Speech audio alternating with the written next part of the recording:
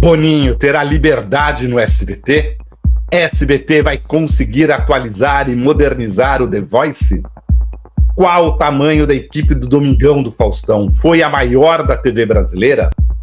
Estas e outras perguntas a partir de agora, aqui no Vanucci Responde.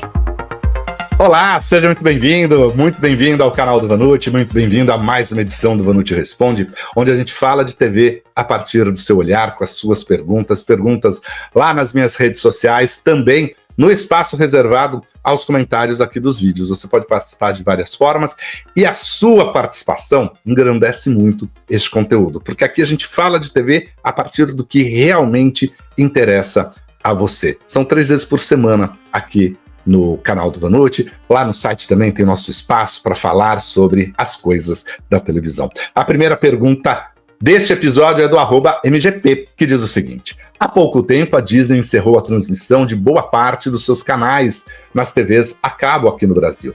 Que eu saiba, só os esportivos ainda permanecem no ar. Isso da Disney tirar seus canais da TV para focar só no streaming dela não é uma péssima estratégia? Isso não vai fazer a Disney perder sua importância aqui no nosso país? Não é uma falta de respeito e compromisso com os consumidores e operadoras daqui do Brasil? Eu acho isso uma sacanagem.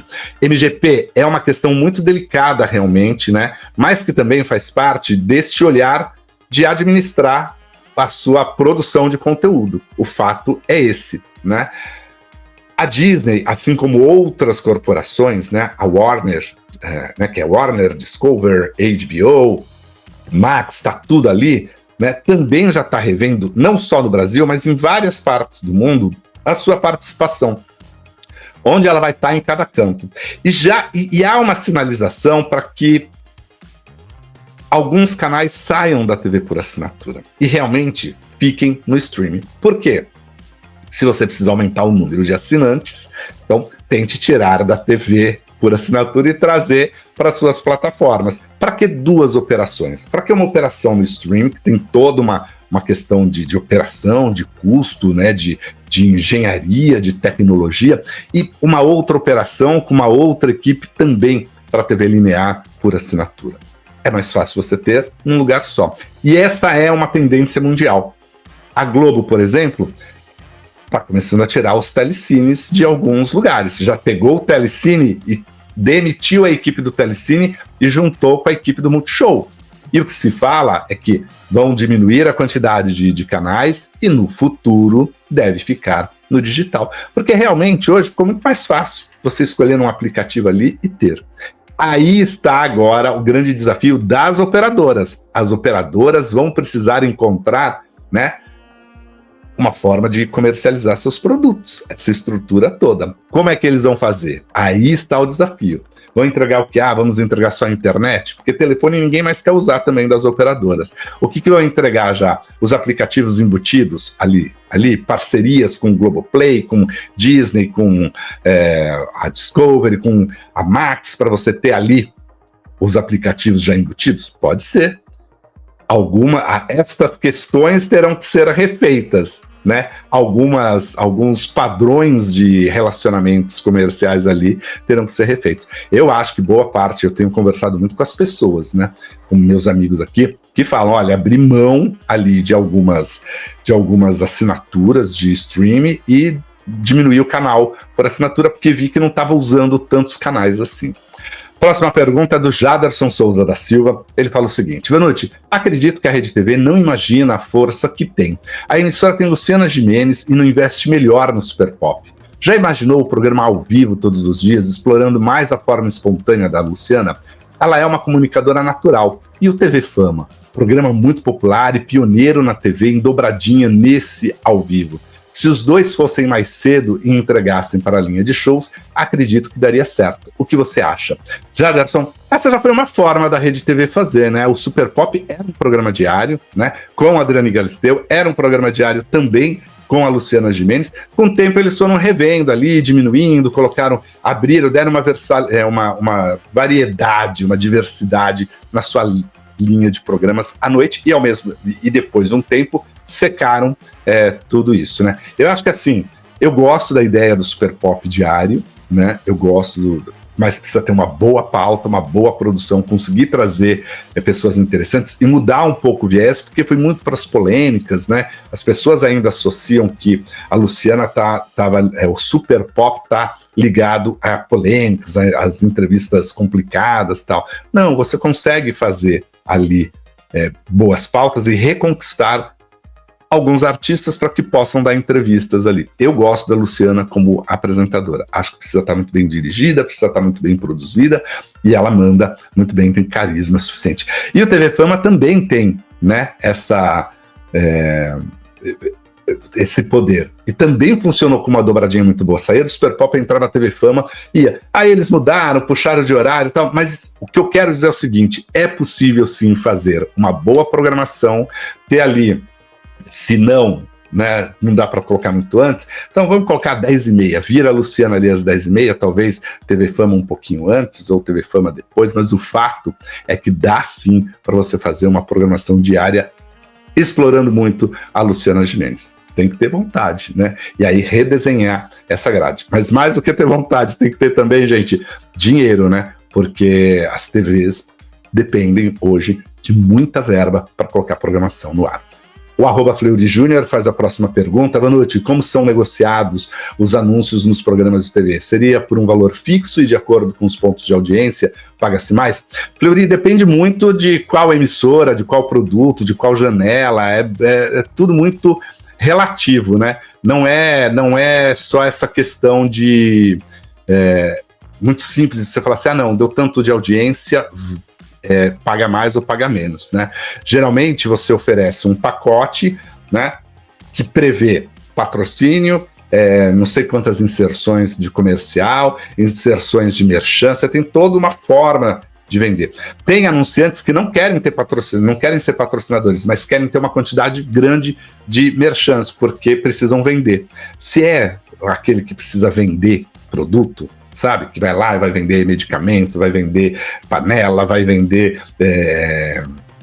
coisas para casa, vai vender, enfim, o que você for vender de servir, produtos e serviços, o merchan é ideal, porque você mostra como aquilo funciona, você está ali do lado, você tem a credibilidade do apresentador, você tem você empresta dessa credibilidade para conseguir vender. Então são muitas as formas, né?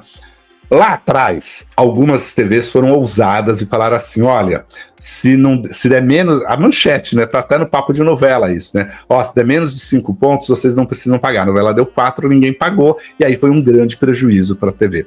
Hoje o que se fala é assim, a nossa perspectiva é entre 10 e 12 pontos, né?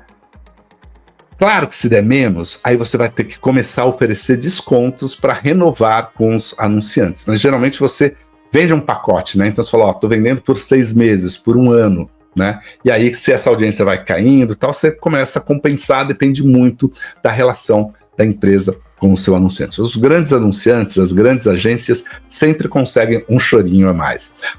@Pelo Mundo com Marcos Ramos pergunta: sabemos que hoje a TV vive outros tempos, mas nos tempos de ouro, um programa tipo Faustão, o Domingão do Faustão, chegou a ter um total de quantos colaboradores na equipe? Você poderia comentar um pouco sobre isso? Olha, naquela época, lá atrás, não foi só o Domingão do Faustão. O Domingão do Faustão, eu acho que teve uma das maiores equipes da televisão brasileira. Não vou ser leviano de falar que foi a maior equipe, porque você tem outros programas ali, até jornalísticos e tal, que exigem equipes grandes. Mas nestas equipes de entretenimento, né, nesses programas de auditório, era a maior equipe que a gente conhecia e com uma verba porque faturava muito, né, dava retorno de audiência e por isso mesmo você tinha um orçamento mais generoso, né? Faustão tinha uma equipe de cinegrafista dedicada. E ali era o cinegrafista, o operador de áudio, o assistente que viajava com o produtor, com o roteirista, com o repórter, se necessário, para fazer o Domingão Aventura, para fazer aqueles registros. Eram equipes grandes que viajavam, né? Então, era um poder muito grande dentro da Rede Globo. Hoje, quando você conversa com qualquer pessoa ali do entretenimento, fala assim, olha, Vanucci, a era Faustão não existe mais na Globo. Nem Luciano, que pode tudo, não pode tudo como Faustão podia tudo. Porque realmente tinha ali uma equipe muito grande. Eu lembro uma vez que a gente fez uma reunião e entre equipe direta, a equipe direta deveria ter umas 150 pessoas, mais tudo que você juntava ali para poder colocar o programa no ar, né? Equipes que são compartilhadas, como técnica, né? Maquiagem e tal, dava umas 450 pessoas envolvidas para colocar o programa no ar. Equipe própria, chegava entre 100 e 150 pessoas ali, exclusivas, dedicadas exclusivamente ao programa. E aí é óbvio que você sempre tem aquela equipe que faz a parte compartilhada. Mas outros programas foram tão grandes quanto, né? O próprio programa Silvio Santos tinha uma equipe maior e tal, né? Hoje a TV está diminuindo um pouquinho, falando assim, olha, tem que ter menos gente trabalhando para fazer mais conteúdo ainda. Próxima pergunta é do professor Jean Javarini, que diz o seguinte: será que o SBT conseguirá renovar o formato do The Voice para atrair um público jovem? Ah, professor, eu acho que, assim, esse é o grande desafio do SBT. Primeiro, ele vai ter que buscar uma forma de dar um jeitão para ele. Quem vai dirigir é o Boninho, né? Com a apresentação do Thiago Leifert, né? A gente não sabe os jurados ali. Pode ser que eles coloquem um elemento meio SBT ali, assim, que tem alguma coisinha. Mas é um formato que a gente sabe de como ver. Então, não vejo grandes transformações, apesar que o ideal seria ter uma pimentinha com cara de SBT, como foi o Ídolos, né? Quando o SBT trouxe para o Brasil, antes da Record pegar. Tinha um jeitão do SBT, era diferente do formato americano. Mas hoje, as produtoras, quem detém os direitos, né, desses formatos, elas dificilmente permitem grandes transformações, grandes adaptações, né? Fica muito restrito ali ao que está na Bíblia. O Rubens Oliveira pergunta: boa noite, qual deve ser a liberdade do Boninho no SBT? O Boninho entra como um grande produtor, um grande parceiro do SBT, vai ter a liberdade, e sempre teve a liberdade, né, para fazer os seus programas, o seu reality de confinamento, o The Voice, o programa com a Ana Furtado, que provavelmente pode ser o Fábrica de Casamentos, e estão falando do Vem Pra Cá, né? Ele vai ter a liberdade, mas todo profissional numa emissora de televisão, por mais liberdade que tenha, tem regras que precisam ser seguidas, né? Você sabe o que a emissora gosta, o que a emissora não gosta, o que é permitido, o que não é permitido, o que infringe a lei, o que não infringe a lei. Então, a sua liberdade vai dentro disso. Eu tive um chefe, que era o seu Tuta, né, dono da Jovem Pan, pai do Tutinha, e ele falava assim, Zé Armando, você tem liberdade total, você tem carta branca aqui na Jovem Pan, mas não se esqueça que você só pode escrever esta carta branca dentro da folha, não vai escrever na mesa, né? Então é isso, você tem ali sempre os limites da ética, os limites do que a lei prevê, né, e da linha editorial da emissora, né? Mas acredito que ele chega ali com uma liberdade muito maior do que ele teria na Globo e sendo ouvido muito mais do que ele foi ouvido na Globo. Ouviam ele bastante, muitas mudanças nos últimos anos, né? Boninho é aquele profissional que você tem que ouvir porque realmente tem uma experiência grande na televisão, passou por vários formatos consagrados, aprendeu com os erros também. Então você tem que ouvir, é um cara que você tem que ouvir, né? Mas ao mesmo tempo, também irá ouvir algumas vezes, aqui não dá, isso aqui não faz parte do que a gente acredita. Bom, este é mais um episódio do Vanucci Responde, feito por vocês. Muito obrigado pela sua participação, perguntas que chegaram através das minhas redes sociais, nos comentários dos vídeos, também lá nas Super Lives, também eu pego perguntas de lá e na revista de sábado. Quero agradecer muito vocês, a gente se encontra aqui em outro conteúdo. Você sabe, aqui no canal do Vanucci tem a coluna do Vanucci, tem a edição da noite, Vanucci Responde, veio agora o direct do Vanucci, muita coisa aqui para a gente falar de TV, falar do audiovisual a partir do que realmente interessa para você. Até mais, tchau, tchau.